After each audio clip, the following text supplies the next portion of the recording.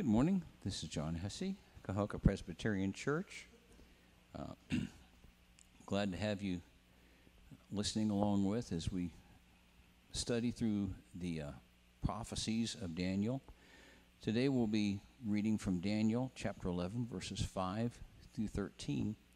And the title of the message is Near Future.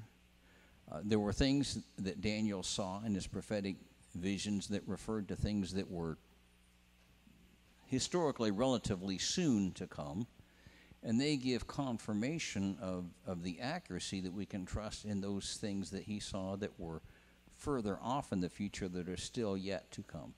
The title of the message is Near Future because this is dealing with things that happened within a few hundred years of the time that Daniel was given the visions of these events to take place, and they were fulfilled in a very specific sort of a way. Before we go to the Word, I'd like to go to the Lord in prayer. Father, we thank you so much that you give us your prophetic word, and there certainly can be things that are hard to understand,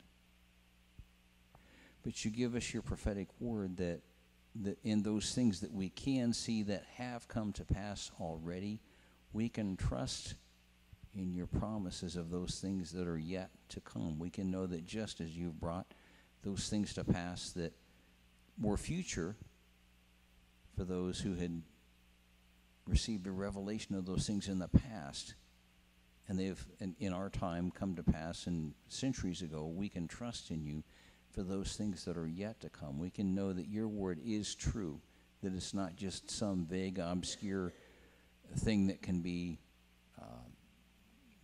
taken to mean anything at all. And we thank you for the specificity of your word, and we thank you for the hope of your word. In Jesus' name, amen. Daniel 11, 5 through 13.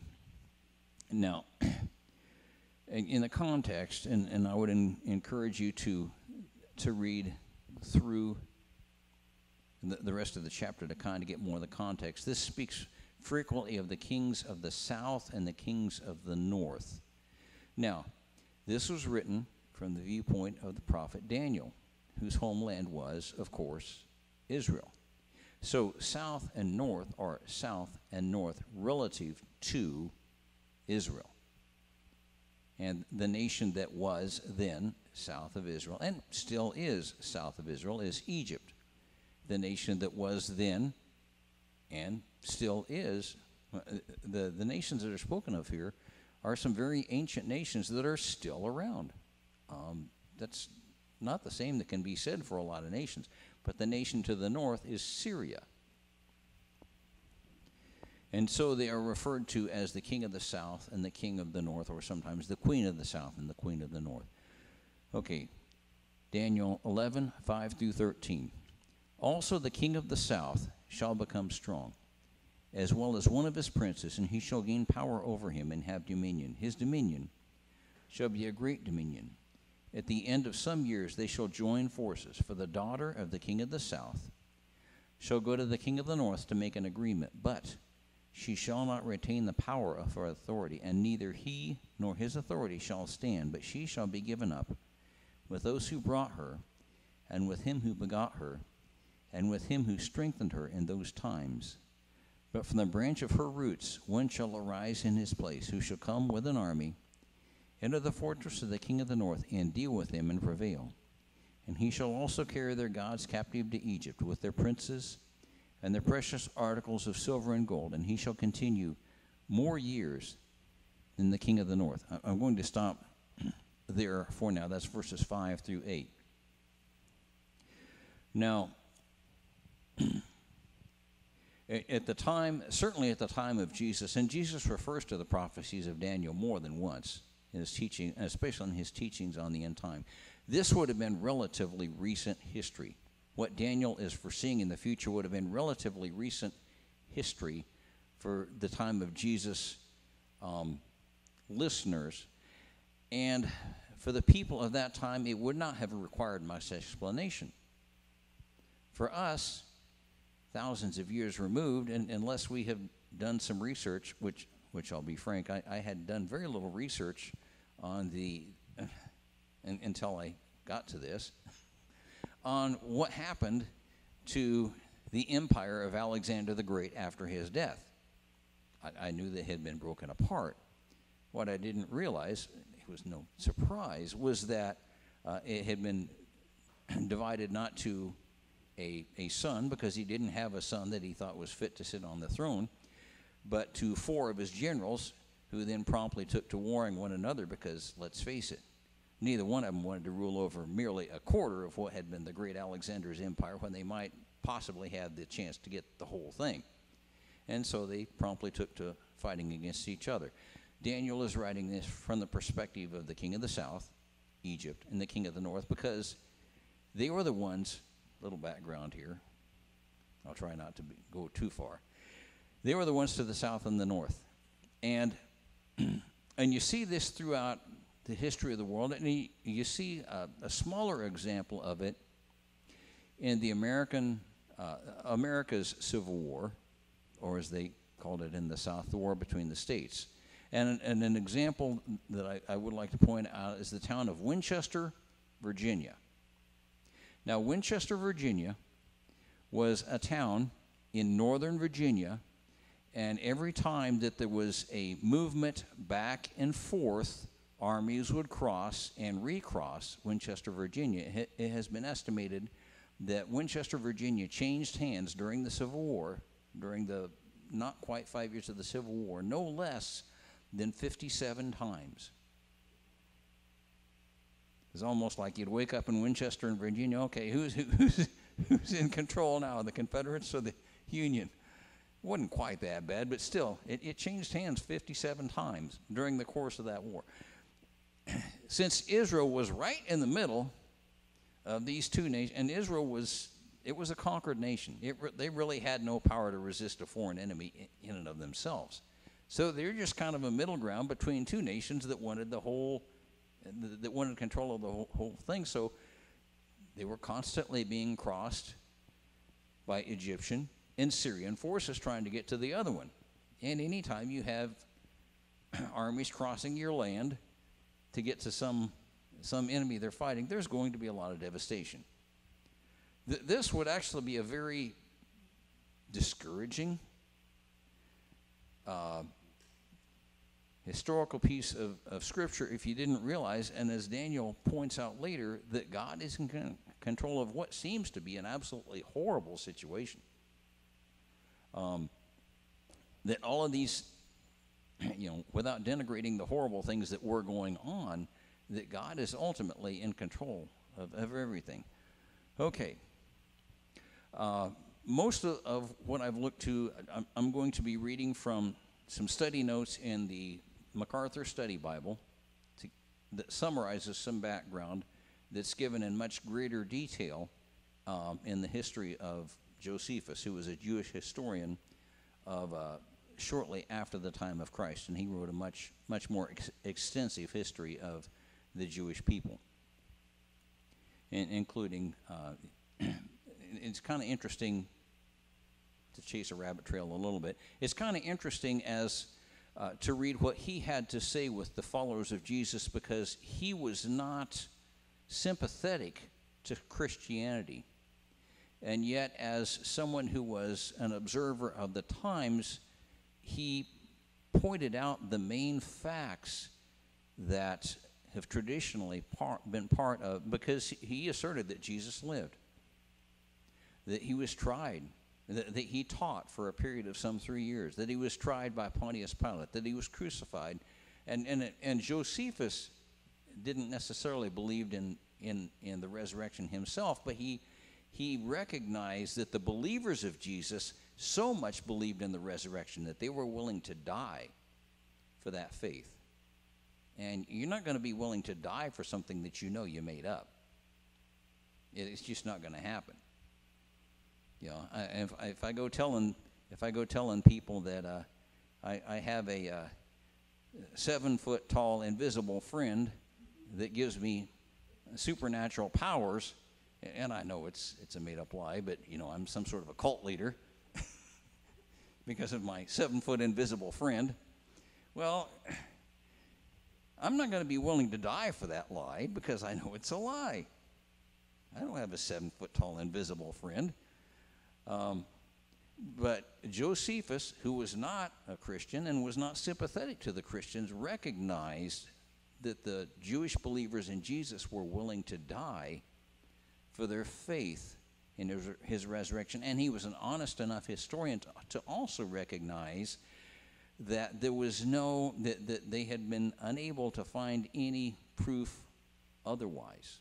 And this is from somebody who was familiar with the events of the times, who knew what was going on, who knew that there was a search for the body, because after all, from a Roman and an Orthodox Jewish perspective, the Christians were a troublesome group that if they could prove that Jesus was dead, then a lot of their problems would be over. Anyway, so Josephus writes it at a great more detail in terms of some of these wars.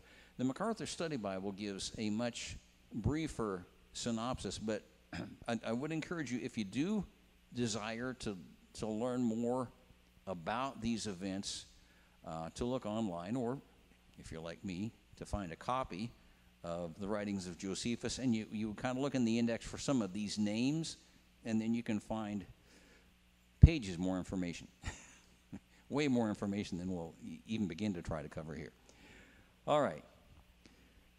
Verse 5, also the king of the south, the king of Egypt, shall become strong, as well as one of his princes, and he shall gain power over him and have dominion. His dominion shall be a great dominion. After Alexander's death in 323 B.C., 4 of his generals took sections of his empire. The king of the south, Egypt, and the king of the north, Syria, receive emphasis in verse 5 and further on. As time moved on, other leaders ruled, crisscrossing Israel, or as the Romans called it, Palestine. The king of the south represents the Ptolemies, the leaders of Egypt, contrasted with the king of the north, the Seleucids, leaders of Syria. The angel Gabriel, speaking in this passage, is so concerned about what affects that nation, the nation of Israel, and these competing powers. Verses 5 through 20 cover almost 200 years of war between these powers that border Israel on the north and the south. And the king of the south, of the Ptolemies of Egypt, became strong, as well as one of his princes, and he shall gain power over him and have dominion. As was fairly common in that time, and still is fairly common in nations that are ruled by somebody who wields absolute authority, if somebody has that kind of authority, there's almost always somebody who is looking to get their hands on that authority, and they don't mind murdering someone to get that authority, even if that person is their own father, which is what happened in this case. One of his princes gained power over him by killing his dad and became the king in his place. His dominion shall be a great dominion. Verse 6, at the end of some years, they shall join forces, for the daughter of the king of the south, the daughter of the Ptolemies, the king of Egypt, shall go to the king of the north, the Seleucids, to make an agreement. And the agreement that is being spoken of, they, as again was common in those times, one way to try to achieve peace between warring powers was to marry off the offspring of one to the offspring of another. The idea being that as a commander of a country, you're going to be a little less likely to go attack someplace if you know your grandkids are living there. It didn't always work, and it didn't work in this case, but it was a fairly common way to try to make or seal an alliance with competing powers. Berenice, the daughter of Egypt's Ptolemy II, Philadelphus, the one who killed his dad to become king, 285 to 246 BC, married Syria's king Antiochus II, Theos, and he reigned from 261 to 246 BC. The latter part of the verse refers to the political advantage they hoped the alliance would produce. Antiochus divorced his wife to marry Berenice. Again, in these arranged marriages, they generally weren't, these kings, neither one of them were coming from any sort of a godly perspective, and they didn't really mind too much a little thing from their perspective, like somebody being married, as far as offering their daughter to one of the sons. It really was not a big deal to them. Messed up people do messed up things. Later, that divorced wife, in modern terms, she didn't get mad. She got even. That divorced wife murdered Berenice, her baby son, Berenice's baby son, and Antiochus, her former husband, by poisoning him. Then she brought her own son, Seleucus II Callinicus, to the throne. So there was a huge amount of power struggles. Okay, back to the scripture. It says, she shall be given up, speaking of Berenice, with those who brought her, and with him who begot her, her father, and the messengers, and with him who strengthened her in those times. She shall be given up, signifying that she died of poisoning by the hands of the former wife of Ptolemy II. I'm sorry, Antiochus II. Sorry about that. Verse 7, but from a branch of her roots, Berenice's roots, one shall arise in his place, who will come with an army, enter the fortress of the king of the north, and deal with them and prevail. This prompted an invasion. The murdered Berenice's brother stood in his father's place. His name was Ptolemy III. Yeah, let's see if I can pronounce this name correctly. Euergetes of Egypt. I probably did not pronounce that correctly. 246 to 220 BC. And in reverse, or in response, or in revenge, he conquered Syria, taking their great treasure in verse 8. And I'll read that. And he shall also carry their gods, these are lowercase gods, these are not the true and living God, captive to Egypt, with their princes and their precious articles of silver and gold, and he shall continue more years than the king of the north. Okay. Now the word that's strong, that's translated strong, the king of the south shall become strong, that's most famously used in the scripture in a positive sense in Joshua 1, verses 6 through 9. And I'd like to read that. That is the call after the death of Moses that God is giving to Joshua, who has served as Moses' faithful assistant for decades, and he is going to lead the people of Israel into the promised land. And Joshua and Caleb were the two spies who encouraged the people to go into the promised land and were the promised land the first time when they were sent to spy it out and were voted down by the other leaders, as a result of which the people of Israel wandered 40 years in the wilderness until they were allowed to go in. So Joshua was not a cowardly man, and yet recognizing the challenge that lies before him, God gives him this instruction. Joshua 1, verses 6 through 9. Be strong and of good courage, for to this people you shall divide as an inheritance the land which I swore to their fathers to give them. Only be strong and very courageous, that you may observe to do according to all the law which Moses my servant commanded you. Do not turn from it, to the right hand or to the left, that you may prosper wherever you go. This book of the law shall not depart from your mouth, but you shall meditate in it day and night, that you may observe to do according to all that is written in it. For then you will make your way prosperous, and then you will have good success. Have I not commanded you? Be strong and of good courage. Do not be afraid, nor be dismayed, for the Lord your God is with you wherever you go. Now God was telling Joshua this, to be strong and be courageous, for the same reason that he tells us to be strong and to be courageous. Now, if you're going to tell somebody, now after today, you're going to go to a nice, comfortable resort, and you're going to just spend weeks having a great time and enjoying life. So be strong and be courageous. That doesn't make much sense. Joshua was getting ready for the fight of his life, not only with foreign enemies, but with people who had at least 40 years' experience of grumbling and complaining and not wanting to follow the will of God. And he was going to lead this people into the promised land against foreign enemies who were determined to keep them out. He had a big job ahead of him. And so God was giving him that instruction and giving him the knowledge that God would be with him, just as God gives us the command to be strong and courageous.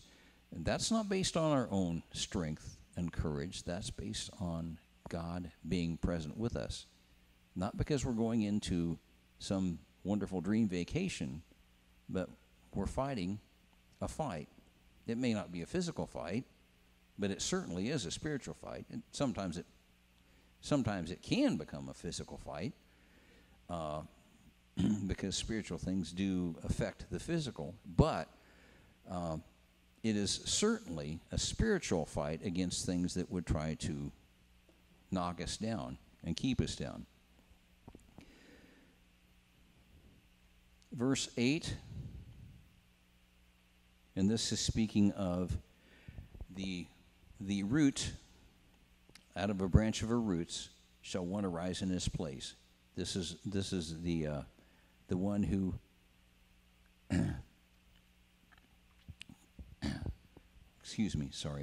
who comes from Egypt to conquer Syria. And he shall also carry their gods captive to Egypt with their princes. Now, the word that's translated princes, there's an alternate note in the New King James Version that also can mean idols. So how does that come about? How does the same word mean both, or potentially mean both? Well, a literal translation, and when you're translating from one language to another, a literal translation can be many times very confusing. Just kind of an English example, because we say many things metaphorically in any language that do not mean what they mean literally. If I tell you to crack the window, I don't mean that you should hit it until the glass breaks. That's not what I mean at all. And if you did that, I would probably realize, one, that English is not your main language, and I should have explained it differently.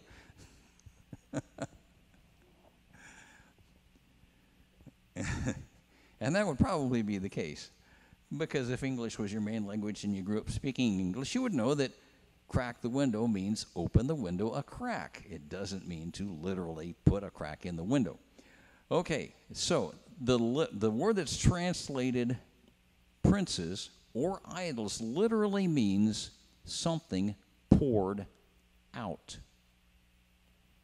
So, and he shall carry their gods captive to Egypt with their something poured out. Okay, so you read that literally and you go, what in the world is that talking about?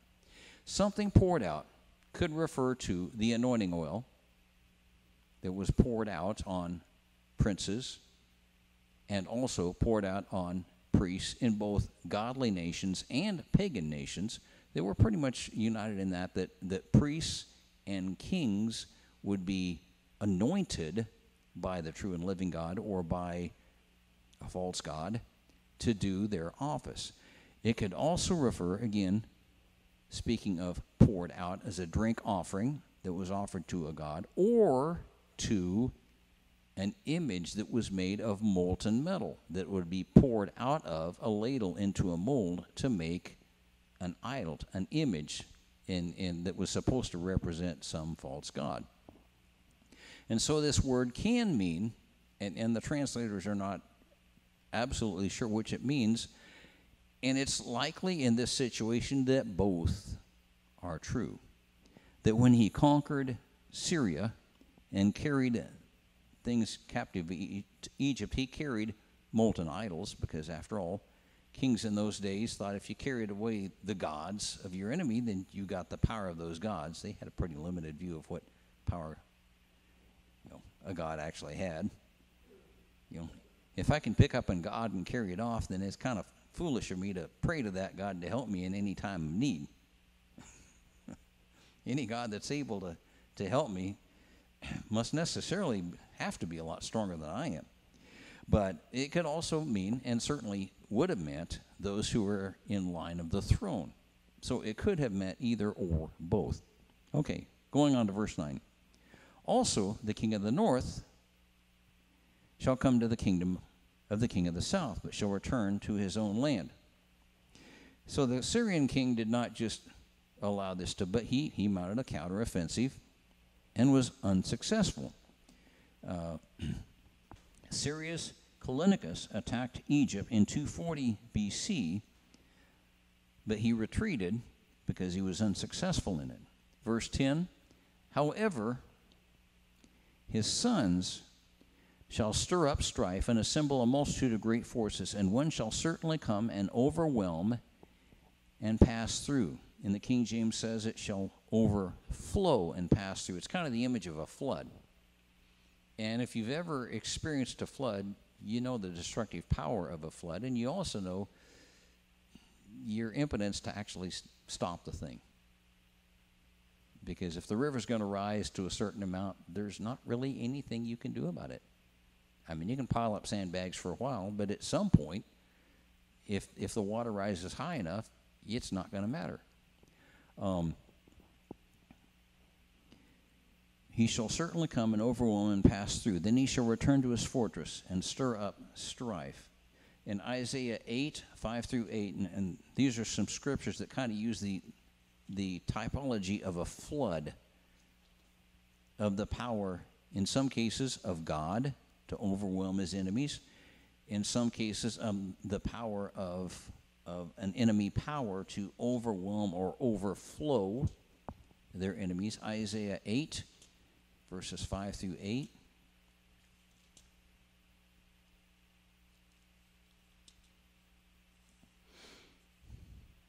The Lord also spoke to me again, saying, inasmuch as these people refused the waters of Shiloh that flow softly, and rejoice in Rezin and Remaliah's son. Little background here. If you start at the beginning of chapter 8, you find that Israel has abandoned their trust in the Lord and have made an agreement. They have made an agreement with Rezin, who is the commander, I think, of the Syrians, and Remaliah for their protection.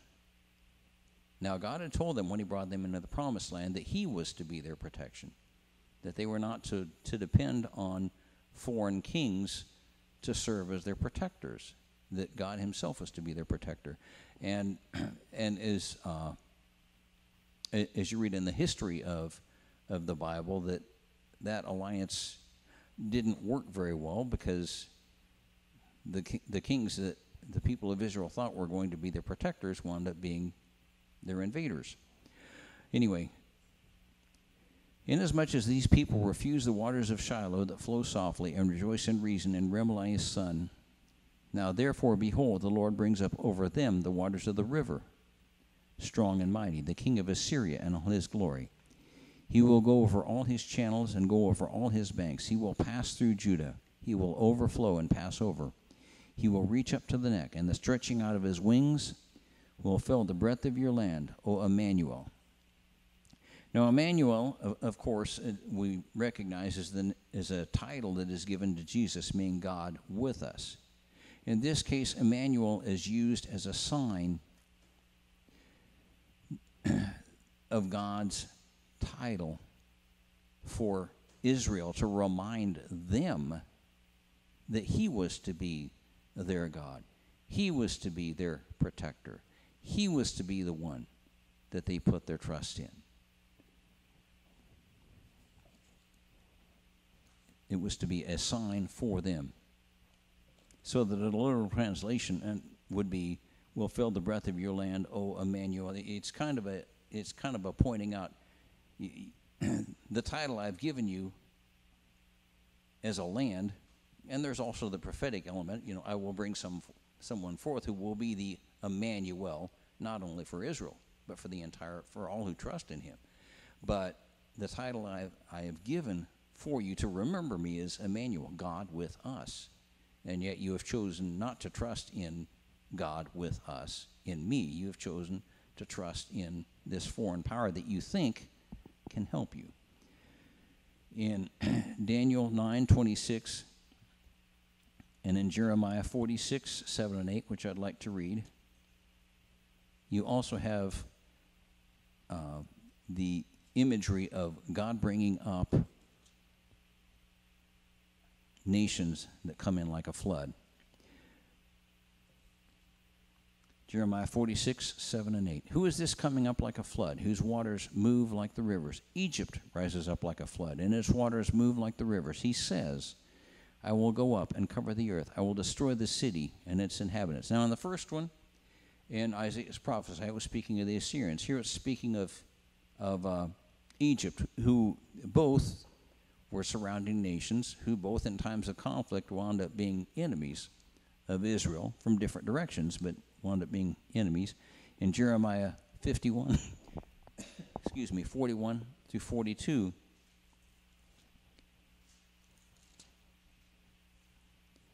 Jeremiah 51, 41 through 42, this is speaking of Babylon.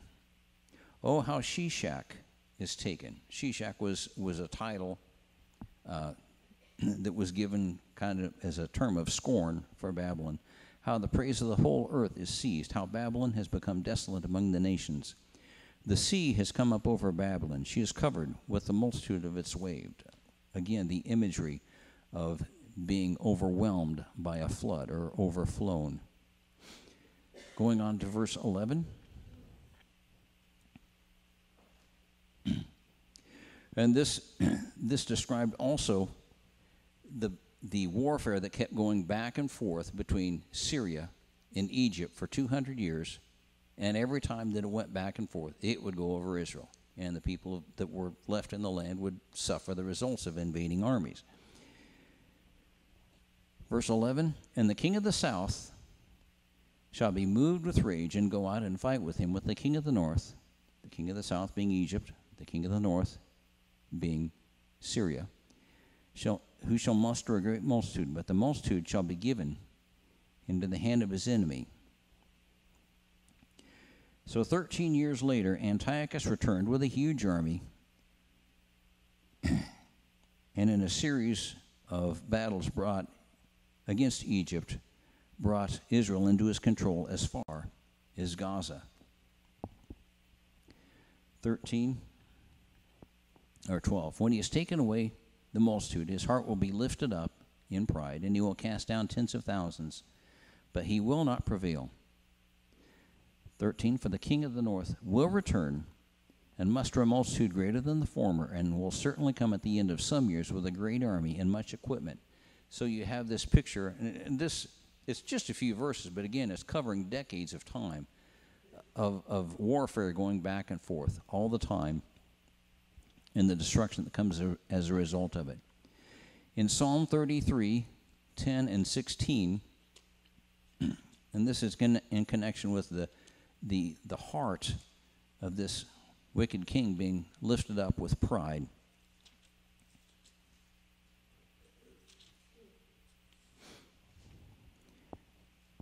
The Lord brings the counsels of the nations to nothing. He makes the plans of the people of no effect. And verse 16, no king is saved by the multitude of an army. A mighty man is not delivered by his great strength. And I would encourage you to read all of Psalm 33 for a fuller explanation of that. But these kings, both of these kings, are filled with pride. Both of these kings have their plans to overwhelm and destroy and take over their enemies. And God is saying that no matter how many armies they have, how successful they may think they're going to be, or may seem to be for the time being, that he is in control. In Proverbs 16:14, it also describes the danger of being motivated. It says, the king of the south shall be moved with rage. Now, this is true of individuals, and this is true of larger groups, including nations. If you make an important decision when you are really, really angry, it is likely to be a very, very foolish decision. It is likely to cause harm to yourself and other people, or if you're the leader of a nation, to your nation and other nations. And so you have this going back and forth between these two warring kings. In verse 13, it says, the king of the north will return and muster a multitude greater than the former, and shall certainly come at the end of some years. In the New King James, in the King James, it says certain years. And I would like to emphasize that, because while these kings have their own plans, God has set the time. They have their own plans, but they're operating on God's timetable. They don't realize it, but they are indeed operating on God's timetable. In Daniel 4:13 through 16, you have the result of Nebuchadnezzar's boasting and pride after he has received a vision of a tree being cut down. Daniel 4:13 through 16. Then I saw in the visions of my head while on my bed, and there was a watcher, a holy one, coming down from heaven. He cried aloud and said thus, chop down the tree, and cut off its branches, strip off its leaves, and scatter its fruit. Let the beasts get out from under it, and the birds from its branches. Nevertheless, leave the stump and roots in the earth, bound with a band of iron and bronze, in the tender grass of the field. Let it be wet with the dew of heaven, and let him graze with the beasts on the grass of the earth. Let his heart be changed from that of a man, and let him be given the heart of a beast, and let 7 times pass over him. God had set the time that Nebuchadnezzar would be wandering around as an insane person, totally unable to comprehend it. God had also provided for Nebuchadnezzar to be reestablished. I mean, it was highly unusual, especially in terms of the times, but it was highly unusual for somebody who is in a position of absolute power, who goes insane, to get that power back, and to not wind up being killed by somebody else who wants to get his or her hands on that power. God had that under his control. What seemed to be a totally out of control, hopeless situation was completely under God's control. In Daniel 12, verse 7, again, this is God establishing and setting a time, and this is a future time. So we're looking at a time that in Daniel's time was past, but from our perspective, in Daniel's time was future. From our perspective, it is millennia past, but it was fulfilled literally. Here we're looking at something that is future. Daniel 12, verse 7. Then I heard the man, this is Daniel speaking, and in verse 1 of chapter 12, you have the words of Michael the archangel. Then I heard the man clothed in linen, who is above the waters of the river, when he held up his right hand and his left hand to heaven, and swore by him who lives forever, that it shall be for a time, times, and half a time, when the power of the holy people has been completely shattered. All these things shall be finished. That God had set a specific time, a time, times, and half a time, or 3.5 years, that God had established as that particular time span. And you find that figure come up several times in the book of Daniel, and also in the book of Revelation as confirmation centuries separated from each other of that time, which for us is still future. We don't know when. And it would be foolish to try to guess when. But God has established that time. It is under his control, and we can trust that just as he had those times past, those specific times past, under his control, he has that time, which is in our future, under his control, and we can trust in him to bring it to pass, just as he said. Amen. Father, we thank you so much that we can know that you have everything, not only in our lives, but in this universe under your control. And that you give us the opportunity to trust in you and to trust in your protection to either deliver us out of or to deliver us through those things that are yet to come. We thank you so much for that blessed hope that comes from trusting in you as Savior and Lord. In Jesus' name, amen. And thank you very much. God bless you.